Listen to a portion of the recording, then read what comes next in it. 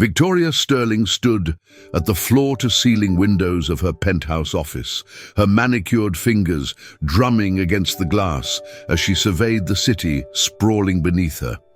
At 32, she had built an empire that most could only dream of, transforming her father's modest construction company into Sterling Industries, a multinational corporation worth billions.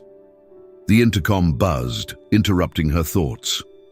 "Ms. Sterling, the handyman is here for the repairs in your home office."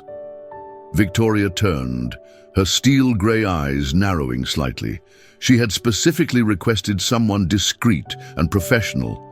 The last thing she needed was another starstruck worker who spent more time gawking at her lifestyle than fixing what was broken. "Send him up," she replied curtly. Minutes later, her assistant ushered in a man who immediately caught Victoria's attention. Unlike the usual contractors who stumbled over themselves in her presence, this one moved with quiet confidence.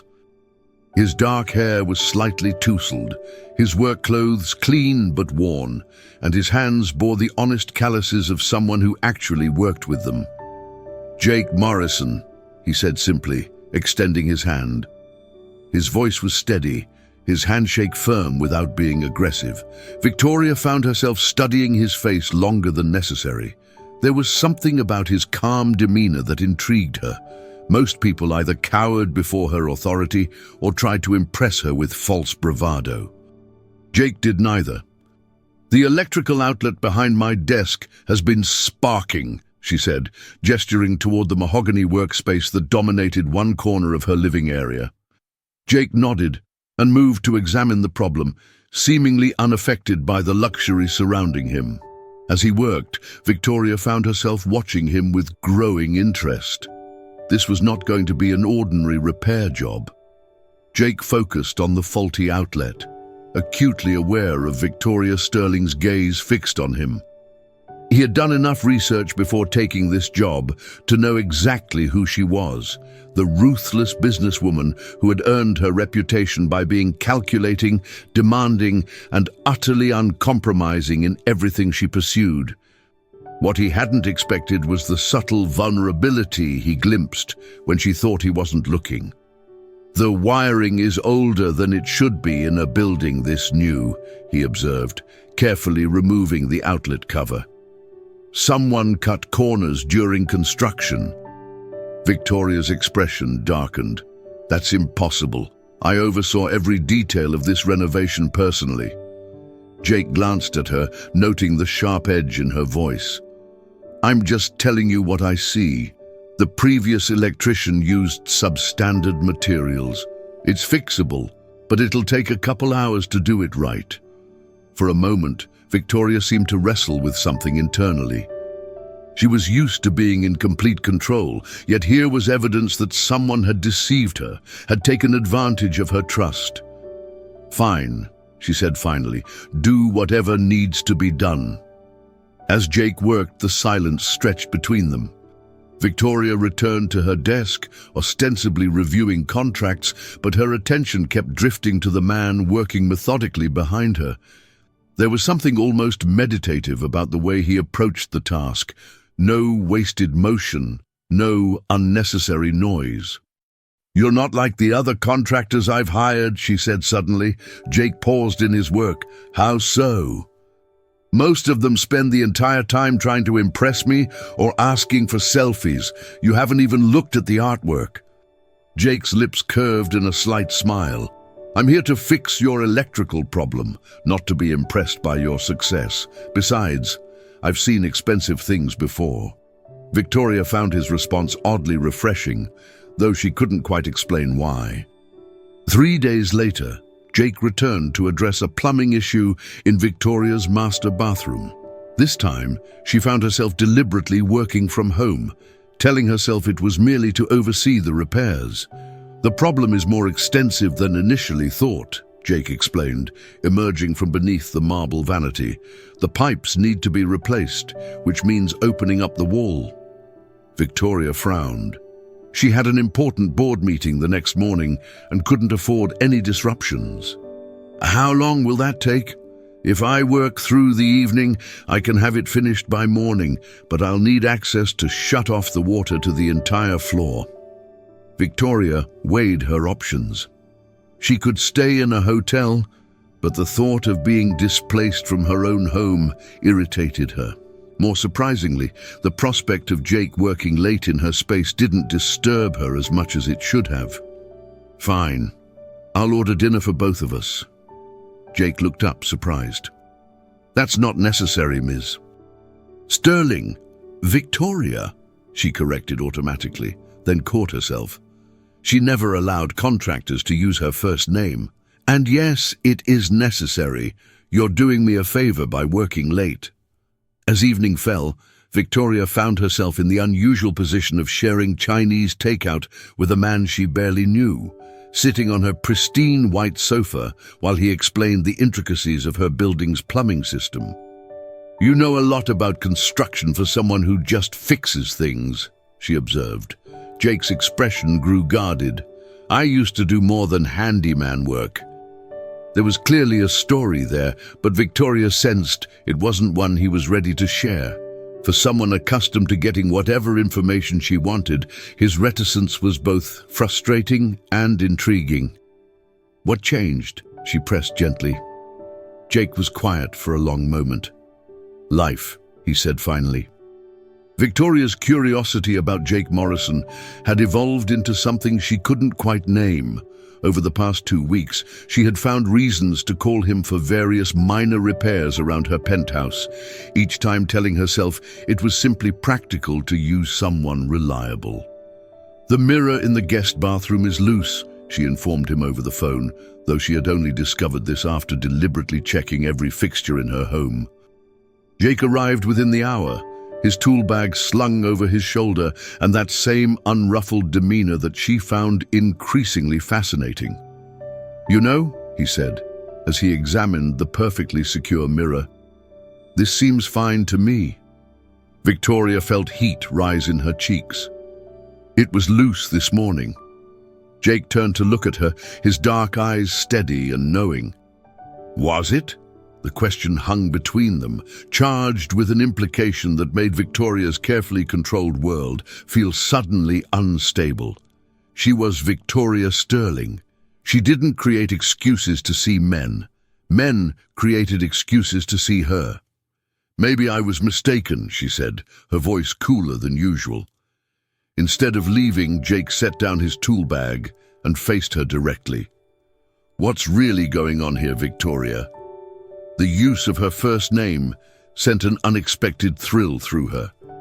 Coming from him, it sounded different, not the calculated familiarity of business associates or the nervous deference of employees, but something altogether more intimate. I don't know what you mean. I think you do. Jake stepped closer, close enough that she could smell the clean scent of soap and something distinctly masculine. You're used to getting what you want, aren't you? Victoria lifted her chin defiantly. Always. And what is it you want right now? The question was simple, but the answer felt impossibly complex. Victoria Sterling, who could negotiate billion-dollar deals without breaking a sweat, found herself speechless. Jake's directness had unsettled Victoria in ways she hadn't experienced since her early days building her empire. She spent the following days trying to regain her equilibrium, throwing herself into work with even more intensity than usual. But her mind kept returning to that moment in her guest bathroom, to the way Jake had looked at her as if he could see past all her carefully constructed defenses. When her penthouse's smart home system developed a glitch, she found herself reaching for her phone before she could stop herself. I need you to look at my automation system, she told Jake when he answered. What's wrong with it? Victoria paused. The truth was, she had been experimenting with the settings herself, trying to distract her thoughts, and had somehow locked herself out of several key functions. The lighting and temperature controls aren't responding. An hour later, Jake was examining the central control panel while Victoria watched from her kitchen island, nursing a glass of wine and trying to appear nonchalant. "This is interesting," Jake said, his fingers moving expertly across the touchscreen interface. "Someone manually overrode the system protocols. The lockout was intentional." Victoria's wine glass paused halfway to her lips. "That's impossible." Jake glanced at her with that same knowing look. "Is it? Because the timestamp shows this happened at 2 in the morning 3 days ago. Were you having trouble sleeping, Victoria?" The gentle challenge in his voice made her set down her glass more forcefully than necessary. "I don't see how that's relevant to fixing the problem." Jake straightened, turning to face her fully. "It's relevant because it tells me you're not as in control as you like people to think." Victoria's eyes flashed. "Excuse me? You heard me?" Jake moved closer, his voice dropping to a lower register. "You call me for problems that don't exist. You create situations that give you a reason to have me here. The question is why?" Victoria's composure finally cracked. "You think I'm some desperate woman who—" "I think you're lonely," Jake interrupted quietly, "and I think you're not used to dealing with that feeling." The words hit Victoria like a physical blow. She turned away, walking to her windows and staring out at the city lights, her reflection ghost-like in the glass. "You don't know anything about me. I know more than you think." Jake's voice was closer now. She could sense him behind her, his presence warm and solid. "I know you work 16-hour days. I know you live in this beautiful place all alone. I know you have everything money can buy, but you create problems just to have someone to talk to."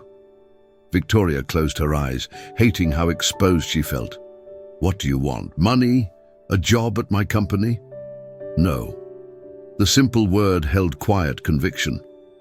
"I want you to stop pretending you don't feel anything." She turned then, her eyes bright with unshed tears she refused to let fall. "Feeling things is a luxury I can't afford." "Says who?" "Says reality," Victoria's voice rose. "Says every person who's ever tried to use my emotions against me. Says every business deal that would have failed if I'd let sentiment cloud my judgment." Jake studied her face, seeing past the anger to the pain beneath. "Who hurt you, Victoria?" The question was asked so gently that Victoria felt something inside her chest crack open. For a moment, she wanted to tell him everything. About her father's death when she was 24, about the board members who had tried to force her out of her own company, about the long succession of people who had loved her money more than they had ever loved her. Instead, she straightened her shoulders and lifted her chin. "Fix the system, Jake. That's what I'm paying you for." Jake nodded slowly, recognizing the walls going back up. But as he returned to the control panel, Victoria caught him glancing at her with something that looked remarkably like understanding. Victoria spent the weekend in her Hamptons house, trying to put distance between herself and whatever was happening with Jake Morrison. But even surrounded by the ocean breeze and manicured gardens, she found herself thinking about his words, about the way he had seen through her so effortlessly. On Monday morning, she returned to find a note slipped under her penthouse door. "The control system is fixed, all functions restored, no charge for this visit. J." Victoria stared at the note, feeling an unexpected pang of loss. In her world, everything had a price. The fact that Jake had refused payment felt both insulting and oddly touching. She crumpled the note, then smoothed it out again, placing it carefully in her desk drawer. For 3 days, she resisted the urge to call him. On Thursday, her resolve cracked when she noticed a small scratch on her hardwood floor that definitely hadn't been there before. Jake arrived that afternoon with his usual quiet competence, examining the barely visible mark. "This could be buffed out easily enough," he said. "Though honestly, it's so minor most people wouldn't even notice it." "I notice everything in my home," Victoria replied, then caught the double meaning in her words. Jake's lips curved in the slightest smile. "I'm sure you do." As he worked, Victoria found herself unable to concentrate on her laptop. Finally, she closed it with more force than necessary. "Why did you refuse payment for Monday's work?" Jake glanced up from where he was kneeling on her floor. "Because you didn't really need me there Monday. The system was working fine." "Then why did you come?" "Because you called." The simple honesty of his answer made Victoria's chest tighten. "And because I think we both know this isn't really about home repairs anymore." Victoria stood abruptly, walking to her bar and pouring herself a scotch despite the early hour. "What do you think it's about then?" Jake finished his work and stood, his tools neatly packed away. "I think you're trying to figure out if you can trust me." Victoria's hand tightened around her glass. "Trust you with what?" "With who you really are." Jake moved closer, his presence filling the space between them. "When you're not being Victoria Sterling, CEO and millionaire, when you're just Victoria." "There is no just Victoria," she said, but her voice lacked its usual conviction. "I think there is. I think she's the woman who orders extra food when she knows I'll be working late. The woman who asks about my work, not because she needs to know, but because she's genuinely curious. The woman who's been alone for so long, she's forgotten what it feels like to have someone actually see her." Victoria drained her scotch in one burning gulp. "You're presuming a lot." "Am I wrong?"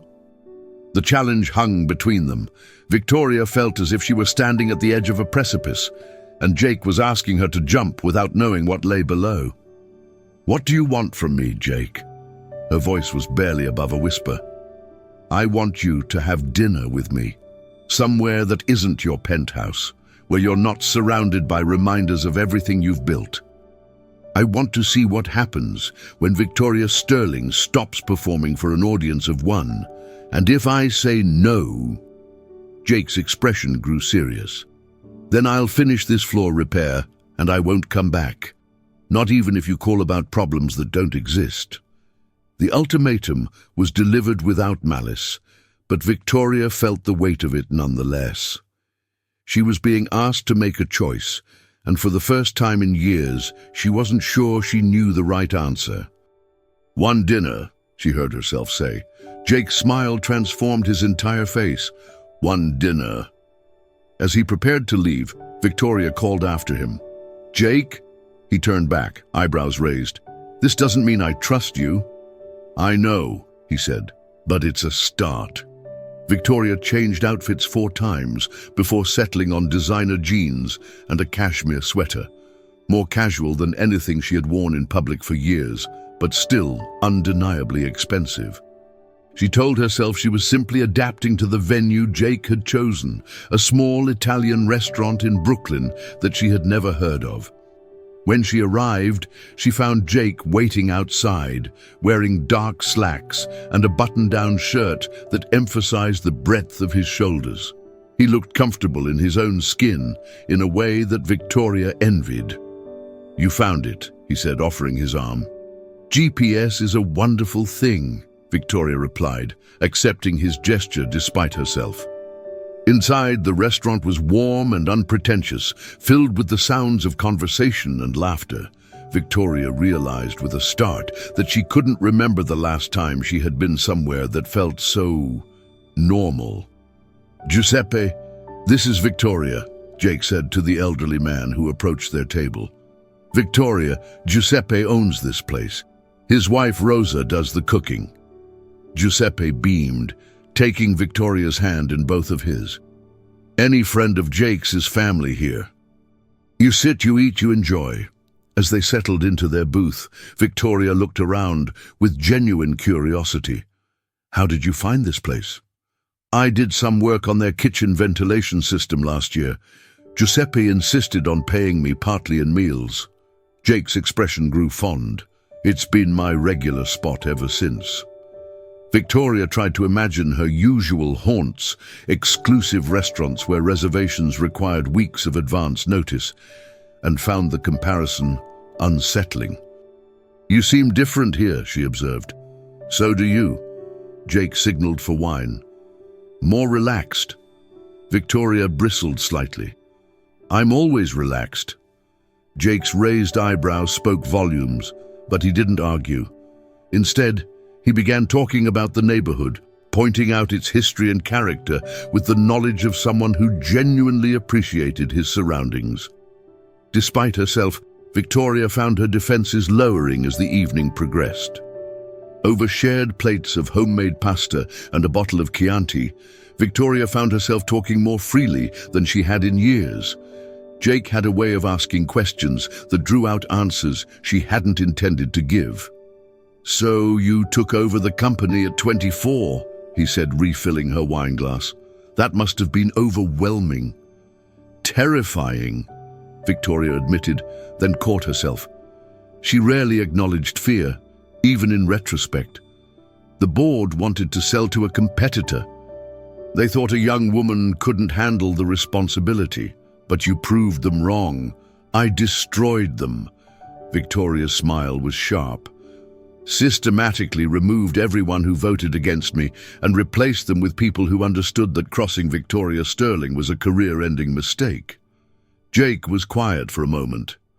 "That sounds lonely." "It sounds effective. Both can be true." Victoria set down her fork, studying Jake's face. "What about you? You still haven't told me what you did before becoming a handyman to demanding millionaires." Jake's expression grew guarded. "I was an architect." "Was?" "I had my own firm, small, but we were doing good work. Sustainable design, affordable housing projects." Jake's voice carried a note of old pride. "Then the recession hit. We lost 3 major contracts in 1 month." Victoria felt something tighten in her chest. "What happened?" "I made some desperate choices trying to save the business. Took loans I couldn't repay, made promises I couldn't keep." Jake's laugh was bitter. "Lost everything. The firm, my house, my reputation, even my marriage." "I'm sorry," Victoria said, and meant it. "Are you? Or are you calculating how you can use that information against me if you need to?" The question stung because it held a grain of truth. Victoria's mind did automatically catalogue useful information about people. But sitting here with Jake, she realized she didn't want to think of him as a potential adversary. "Both," she said honestly. Jake nodded, as if he had expected that answer. "At least you're honest about it." The evening had grown late, and Giuseppe had long since stopped seating new customers. Victoria and Jake were among the last diners, their conversation having ranged from business philosophy to childhood memories with surprising ease. "I should go," Victoria said finally, though she made no move to stand. "Should you?" Jake's voice was quiet. "Or do you want to? There's a difference. With you, always." Victoria felt that familiar flutter of vulnerability, the sense that Jake saw too much. But for once, she didn't immediately retreat behind her usual defenses. "I haven't enjoyed an evening this much in years," she admitted. "Neither have I." They sat in silence for a moment, the weight of that mutual admission settling between them. "Victoria," Jake said finally, his voice serious, "I need you to know something. I'm not interested in your money or your connections or what dating you could do for my career. I'm interested in you." Victoria's breath caught. "You barely know me." "I know enough. I know you're brilliant and driven and scared of letting anyone get close enough to hurt you. I know you've built walls so high you've forgotten what it feels like to be vulnerable. And I know that underneath all that armor, there's a woman who just wants someone to see her for who she really is." Victoria felt tears threaten for the second time since knowing Jake Morrison. "What are you saying?" "I'm saying I'd like to keep seeing you, not as your handyman, not as someone you call when you need a distraction from your loneliness, as someone who cares about you." Victoria's mind raced. Everything in her experience told her this was dangerous territory. Caring led to weakness, and weakness led to exploitation. But looking at Jake's honest face, she found herself wanting to take the risk. "I don't know how to do this," she whispered. "Do what?" "Let someone in." Jake reached across the table, covering her hand with his. "Then let me show you." Victoria's agreement to let Jake show her had seemed simple enough in the warm glow of the restaurant. But back in her penthouse, facing the reality of what that meant, she felt panic creeping in. For 3 days, she threw herself into work with even more intensity than usual, as if closing billion-dollar deals could somehow restore the sense of control that Jake's presence had disrupted. On Thursday evening, her doorman called to announce a visitor.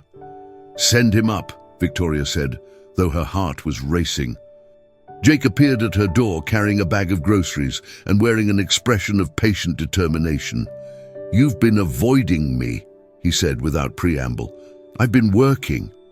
"At midnight? On Sunday?" Jake stepped into her penthouse uninvited. "I brought ingredients for dinner. I'm going to cook for you." Victoria bristled. "I didn't invite you to—" "Victoria." Jake's voice was gentle but firm. "Stop." "Stop what?" "Running away from this, from us." Victoria opened her mouth to argue, then found herself watching as Jake moved into her kitchen with easy familiarity, unpacking fresh vegetables and what appeared to be homemade pasta. "You can't just show up at my home and cook you dinner." Jake glanced at her with amusement. "Watch me." Despite herself, Victoria found her irritation giving way to curiosity. She had never had anyone cook in her kitchen before. The few men she had dated had taken her to expensive restaurants, as if her wealth required a certain level of spectacle. "Where did you learn to cook?" she found herself asking. "My grandmother. She insisted that anyone who wanted to eat her food had to know how to make it himself." Jake's hands moved with practiced efficiency as he prepared vegetables. She said cooking for someone was an act of love. Victoria felt something flutter in her chest. "Is that what this is?" Jake paused in his chopping, meeting her eyes directly. "What do you think?" The question hung between them, charged with possibility and risk in equal measure. Victoria had built her empire on calculated decisions, careful analysis of risk versus reward, but standing in her kitchen watching Jake Morrison cook for her, she realized some decisions couldn't be made with spreadsheets and market research. Some decisions required courage. The dinner Jake prepared was simple but perfect. Fresh pasta with vegetables from the farmer's market, paired with a wine he had chosen from Victoria's extensive collection. They ate at her kitchen island, the formal dining room feeling too distant for the intimacy of the moment. "Tell me about your grandmother," Victoria said, surprising herself with the request. Jake's face softened. "She raised me after my parents died. Toughest woman I ever knew, but she had this way of making you feel like you were the most important person in her world." "She sounds wonderful." "She was. She would have liked you." Victoria nearly choked on her wine. "I doubt that. Grandmothers generally prefer women who bake cookies and want grandchildren, not CEOs who work 18-hour days." "She preferred women who were true to themselves," Jake said quietly. "She always said that pretending to be someone else was the quickest way to lose your soul." The words hit Victoria with unexpected force. How long had it been since she had been true to herself? How long since she had known who that self even was? "Jake," she began, then stopped, unsure how to voice the thoughts tumbling through her mind. "What is it?" Victoria set down her wine glass, her hands trembling slightly. "I'm scared." The admission seemed to echo in the quiet kitchen. Jake reached across the island, covering her hands with his. "Of what?" "Of this. Of you. Of the way you make me feel like maybe I don't have to be strong every single second of every single day." Victoria's voice broke slightly. What if I let you in and you decide I'm not worth the trouble? What if I'm too damaged, too cold, too... Jake stood abruptly, moving around the island to pull Victoria into his arms. She stiffened at first, then gradually relaxed against his chest. "Victoria," he murmured against her hair, "you're not damaged, you're human. And being human means being scared sometimes." Victoria pulled back to look at him, her eyes bright with unshed tears. "I don't know how to be vulnerable." "Then let me teach you." 6 months later, Victoria stood at the same floor-to-ceiling windows where she had first contemplated calling Jake Morrison for a simple electrical repair. But now she wasn't alone. Jake's arms were wrapped around her from behind, his chin resting on her shoulder as they watched the sunrise paint the city in shades of gold and pink. "Any regrets?" he asked quietly.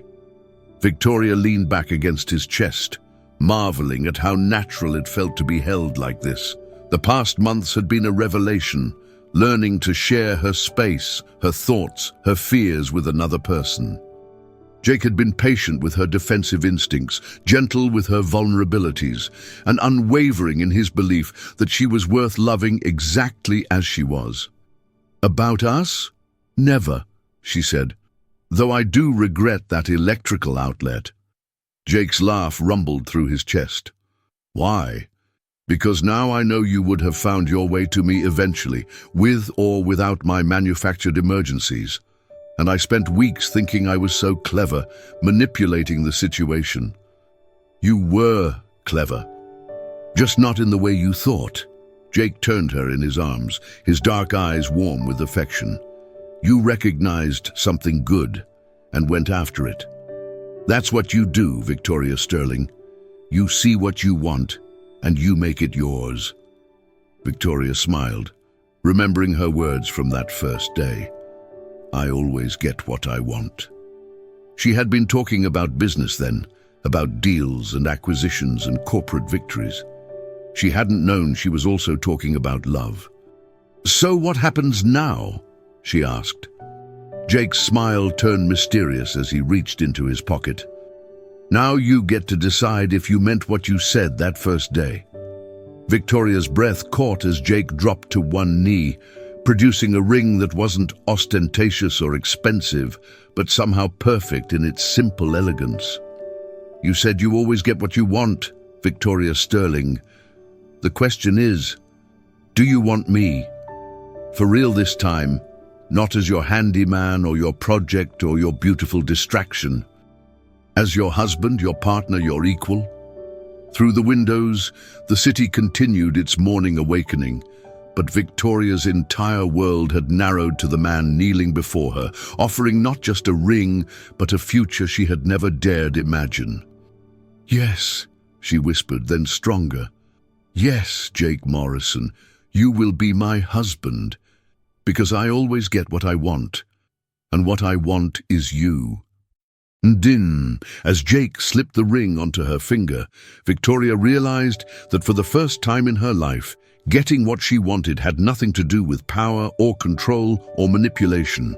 It had everything to do with courage, the courage to be vulnerable, to trust, to love and be loved in return. And that, she thought as Jake stood to kiss her, was the most valuable acquisition she had ever made. Thank you so much for listening to Victoria and Jake's story. We hope their journey from strangers to soulmates touched your heart as much as it did ours. Please let us know in the comments where you're listening from. We love connecting with our audience from around the world. Your support means everything to us, and we can't wait to share more stories with you.